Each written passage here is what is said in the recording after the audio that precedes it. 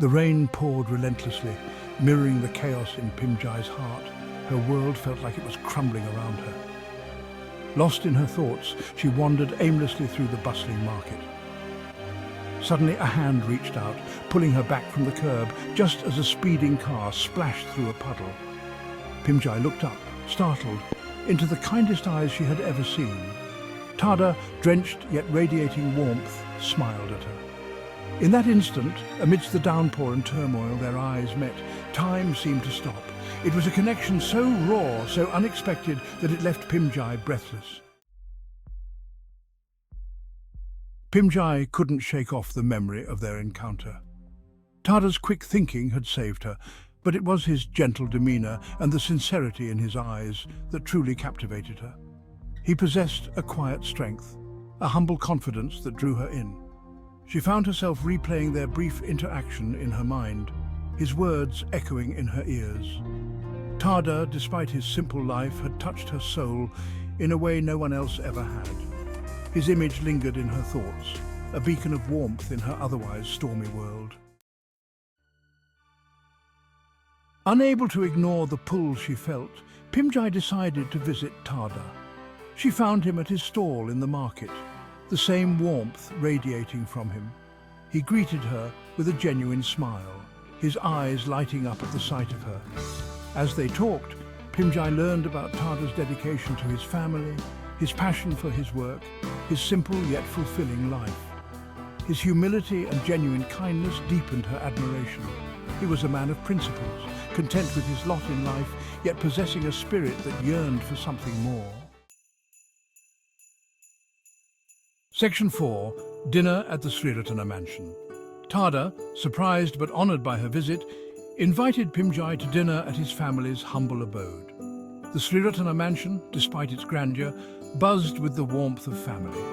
Tada's mother, a woman of grace and wisdom, welcomed Pimjai with open arms. The evening was filled with laughter and shared stories. Pimjai, used to formal dinners and strained conversations, found herself enchanted by the Sriratana family's genuine affection and easy banter. Tada, seated across from her, watched her with an intensity that sent shivers down her spine. Section 5. Whispers in the Garden. Later that evening, Tada led Pimjai to the mansion's moonlit garden. The air was thick with the scent of jasmine, the silence broken only by the chirping of crickets. They walked in comfortable silence, their hands brushing against each other's. "I can't explain it," Pimjai confessed, her voice barely a whisper, "but I feel so drawn to you, Tada." Tada, his eyes reflecting the moonlight, confessed his own feelings. Their worlds were different, their paths miles apart, yet their hearts recognized each other. Section 6.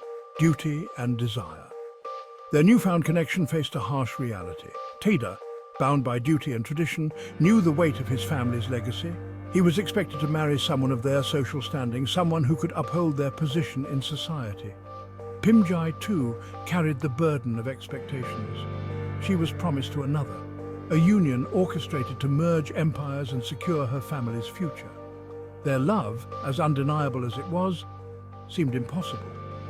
Yet in the depths of their hearts, neither could deny the hope that flickered brightly.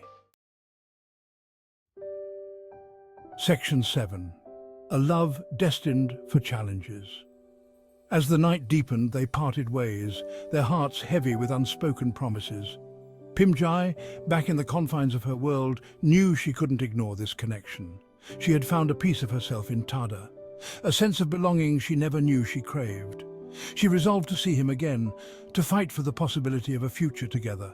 Their love was a fragile seedling, facing the storm of societal expectations and personal obligations. But Pimjai, with newfound determination in her heart, was ready to face the challenges. Their love, born in the chaos of a rainy day, was a force to be reckoned with. A love destined for greatness, if only they were brave enough to fight for it.